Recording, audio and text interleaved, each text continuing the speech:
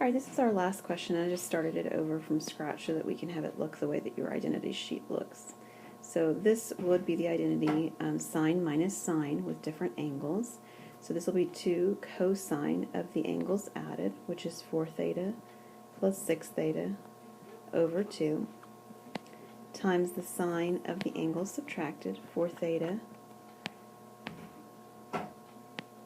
minus 6 theta over 2 equals 0.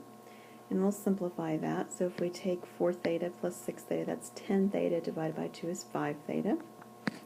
And then we have sine of, and then we have 4 theta minus 6 theta is negative 2 theta divided by 2 would be negative theta. Alright, so the negative angle inside with sine can come out to the front. That is an even-odd identity. Whoops.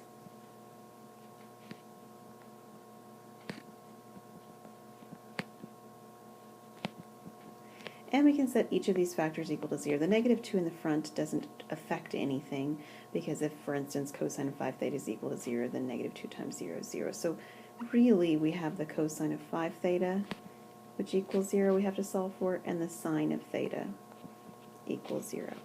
Now sine of theta equals 0 precisely when theta is at angles 0 and pi.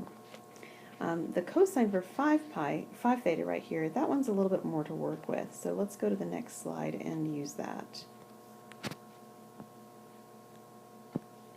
Now clearly cosine of theta is equal to 0 when we have pi halves and 3 pi halves.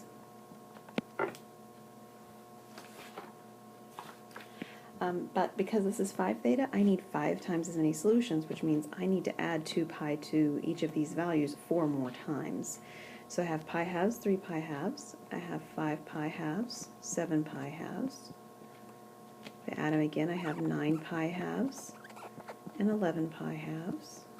I add them again and I've got 13 pi halves and 15 pi halves. I need to do it one more time to have a full 10 solutions, which would be 17 pi halves and 19 pi halves. And then the next thing we would do, of course, is to multiply by 1/5. So we have all these same values that we have on the right-hand side, but they're all going to be divided by 10 now instead of by 2. So I have theta equals pi over 10, 3 pi over 10, 5 pi over 10, which would simplify, of course, to pi halves. I have 7 pi over 10, 9 pi over 10, 11 pi over 10,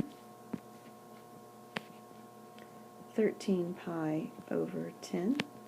We have 15 pi over 10, which simplifies to 3 pi over 2.